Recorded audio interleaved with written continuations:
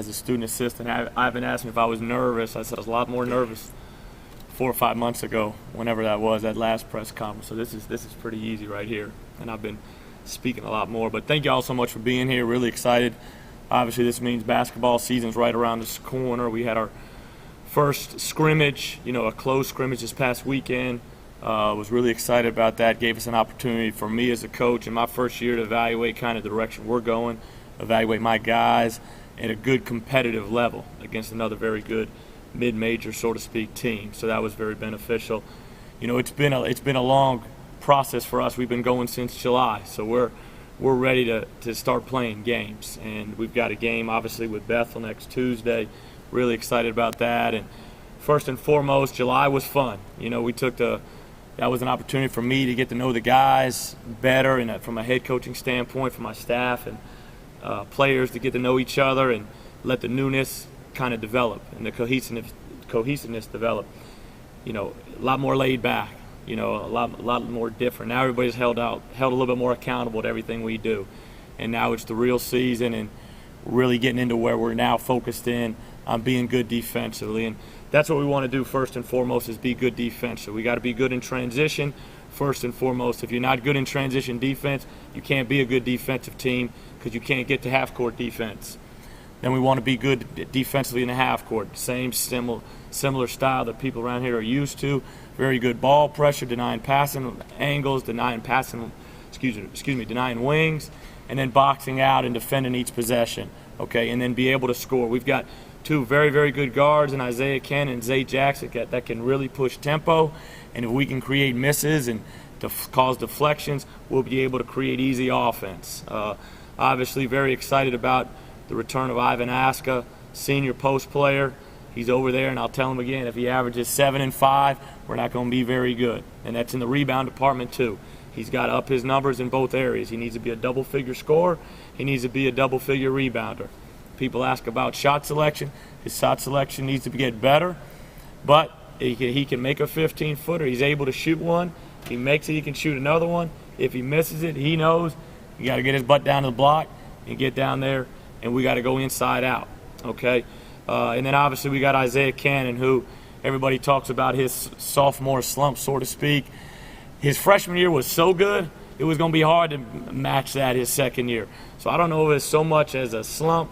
It was just the expectations were so high. But he's been very good in practice, and obviously he'll have a little bit more freedom offensively this year to do some very good things for us. And then you've got a guy in Jawan Long that I think is the stable glue guy for our basketball team. He does all the little things. He's going to defend the best player on the other team, and he can score better, and his maturity level is so high. And I talked to a coach the other day, and if you look at what he's done in high school and what he's done in college, he's won over 90 games. He's been a part of 4 years here where they won over 90 games.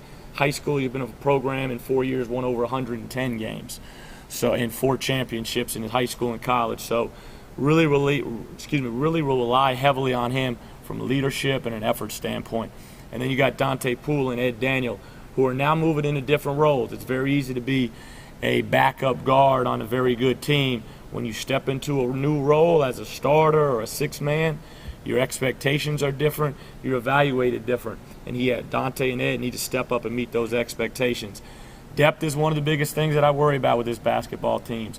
Obviously in the post, we had a couple kids transfer last year, Sean Jackson, Chris Griffin, even before the coaching situation change happened. But, obviously we'll miss Sean Jackson and his size and his ability level.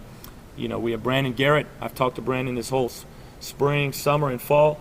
He is a huge key. We've got to develop a third and fourth post guy to develop depth in case Aska and Daniel get into foul trouble. And then we've got to develop our young guards. Zay Jackson, very talented freshman, has a chance to be a freshman of the year type candidate, but he's a freshman. So he's going to have to go through some learning curve, and hopefully that's what November and December will be for him. But he's very talented, can guard the basketball, can really score very, very fast. And then Stacy Wilson, looking for good things from him. He's a junior college guard, junior college wing. He'll play the 2 and the 3.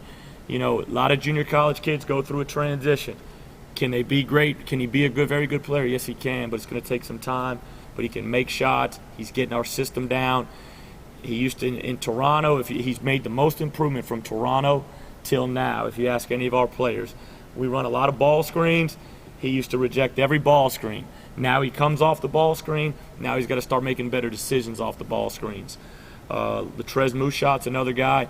We need a big year for him. He's a guy that can add depth into our front court. He can play a couple positions, the 4 and the 3, but I really need to set him to sell out into being what we need to be for this basketball team and to buy into his role as kind of fill into that Jeff McClain role last year where whatever you needed, they did because they wanted to win. And that's the underlying theme is winning. What is best to what we need to do for us to win games. And then we've got some other obviously new guys in the program as well. But, I'll rely early on the experience, and then we'll see how these younger guys, kind of fold into my plans, into the way we want to play. But the biggest thing, if I had talked about concerns, it'd be depth. Our depth the last 2 years, I thought it was really good. Last year we'd play 9 guys. The year before we'd play 10 guys. Our depth's not good today. I'm not saying it's not good. X that out. Our depth needs to get better, and our depth will get better over time. It's not going to be great in November because you've got 6 new faces. We haven't had 6 new faces here in a long time since 06, 07 when I first got here.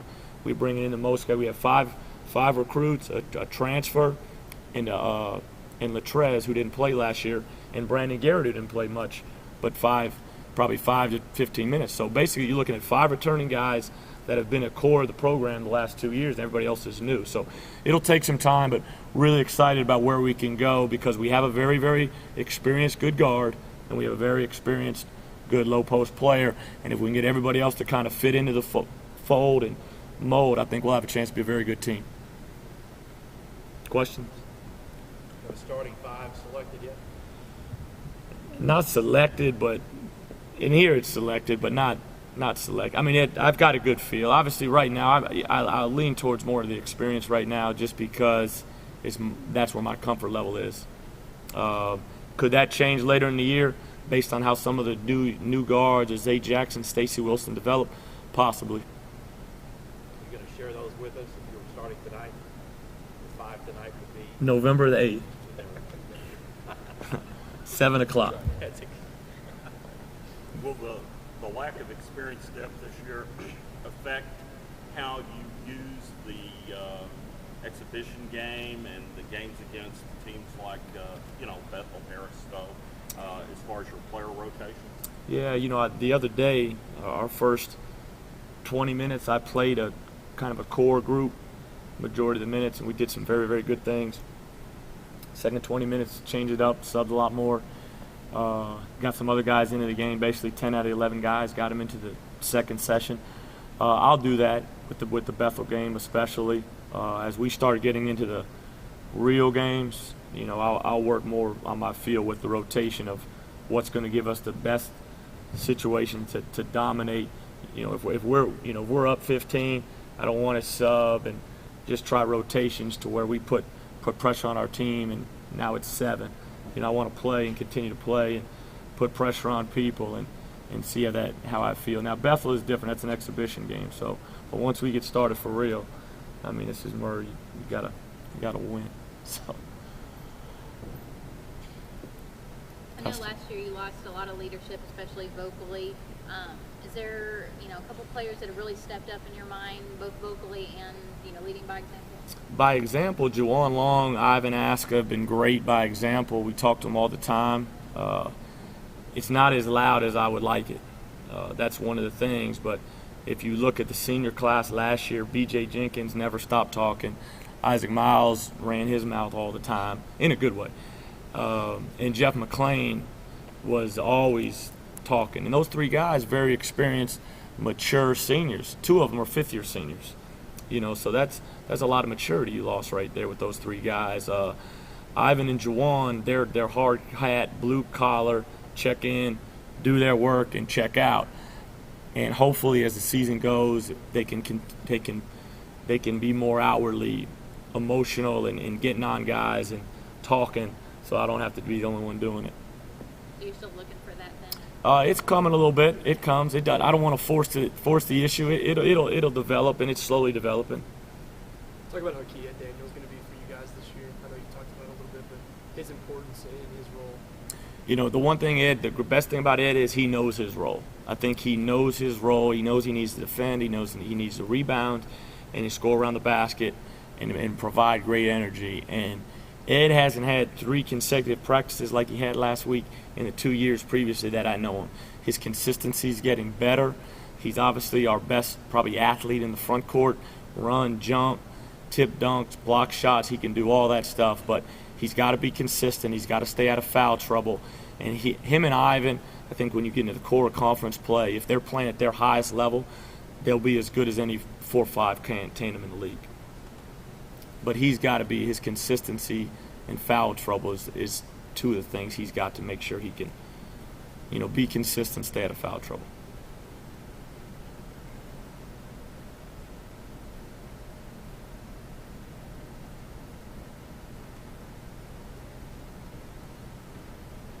Anybody else?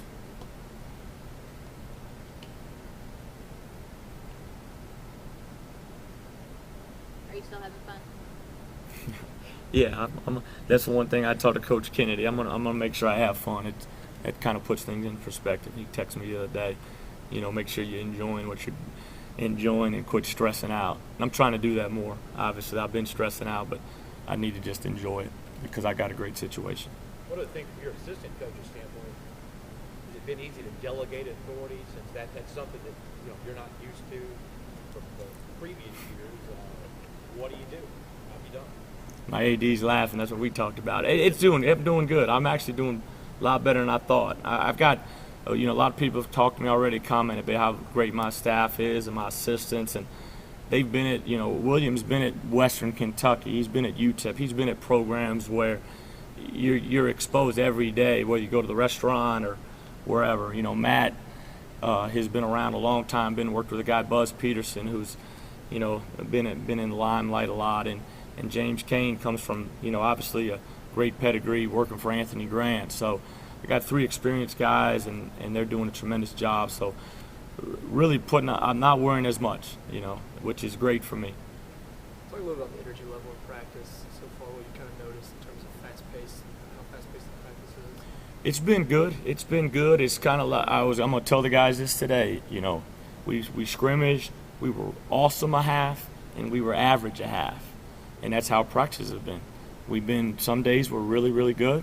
Some days we're just average, from an energy level and a competitive level. So when we're good, we can be pretty good, but we don't have the margin for error, so we have to bring it every single day. And that starts with me, making sure I'm prepared, I'm focused, and then that comes down to the seniors, and that trickles down from there. Are you focusing more this year on teaching technique since you have some younger players? Yeah, that's the one thing working for Coach Kennedy for so long, if you didn't get it, you didn't get it. We just moved on, and I'm trying to make sure right now, the first couple weeks, we've been a little slower, we've been a little bit more patient, but today, forward, the pace is going to be going, the competitiveness is the bar is going to raise a lot more this week as we go. But we've tried to slow down a little bit, teach a little bit, but at some point you got to go. You got to go. And whoever gets it, gets it, and whoever doesn't get it, doesn't get it. I hate to say it like that, but it's kind of what I've been around. Is it too early to tell, but can you tell if the Canada trip has made any difference to the start of the season? Canada's been good from Canada was great in all aspects. I wish you could do it more. I wish you could go up there once every 2 years. Canada's been great for just the guys knowing each other and not have to go through all the newness and the introductions all fall. Staff, players, new players, all that. When you're only practicing for 10 days and you're trying to get ready to play, you're putting a lot of things in just to go play. But now you got to clean up some loose ends, and you got to make sure that they understand what the culture is here and what we're about and how we want to be every single day. So people tell me that I've talked to one overseas and did those trips that you'll see it more later in the year. It'll help.